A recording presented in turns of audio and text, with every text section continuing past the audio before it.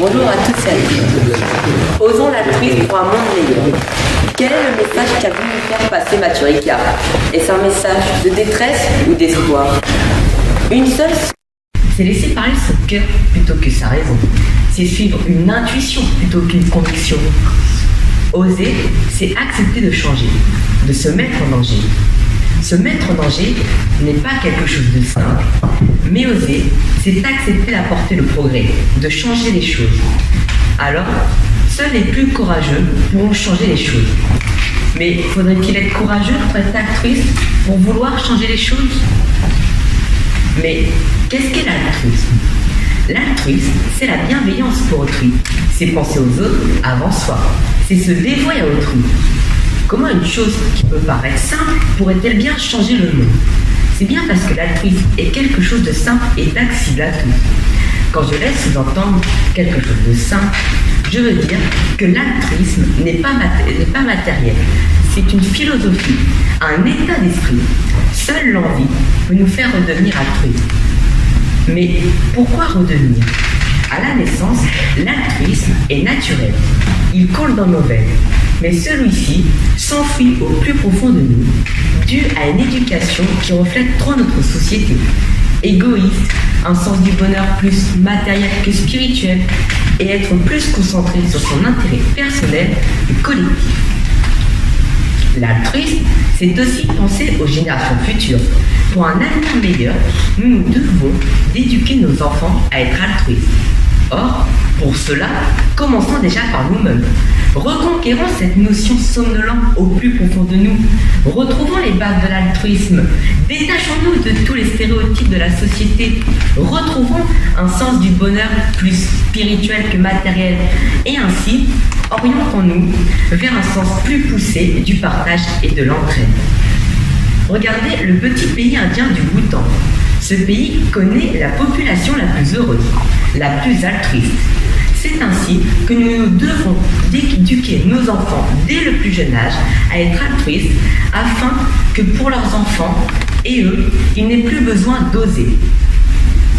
Lorsqu'on parle d'altruisme, comment ne pas faire référence à Mère Teresa, Sœur Emmanuel, l'Abbé Pierre, qui ont consacré leur vie aux plus démunis, plus récemment Coluche et ses Restos du Cœur, ou encore pour l'environnement Yann Arthus Bertrand. Mais le monde a-t-il changé pour autant? Le constat est mitigé. L'altruisme aurait-il un prix?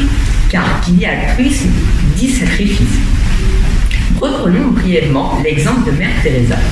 Elle vivait dans le plus grand dénuement et pourtant elle était heureuse. Comment être heureux lorsque l'on vit dans ce que certains appelleraient la misère?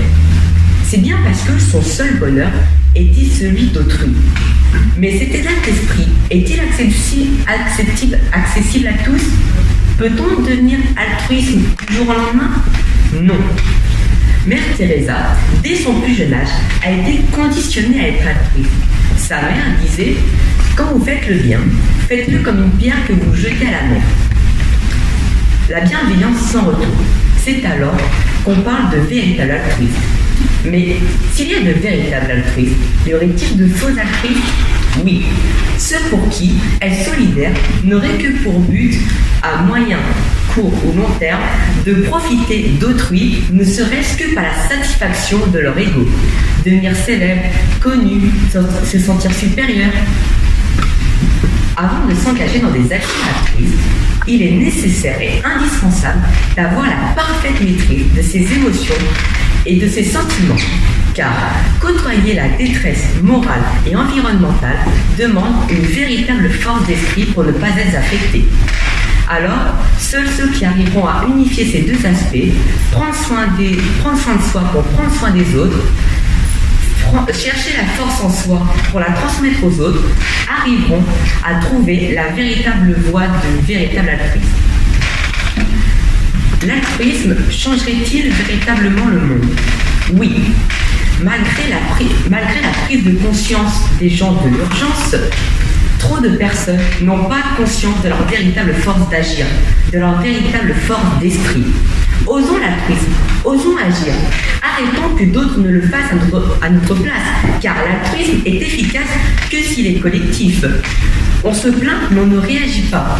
Trop trop de personnes sont prises dans l'engrenage du quotidien, de cette vie qui formate à être égoïste, à accepter l'inacceptable. C'est pour ça qu'il faut oser. Et même si pour certains, ce ne sera que par le biais de petits faits et gestes, nous pourrons répondre à l'altruisme, faire prendre conscience de la nécessité d'agir, Et comme dirait Coluche, tout le monde dit ce qu'il faut faire, nous on le fait.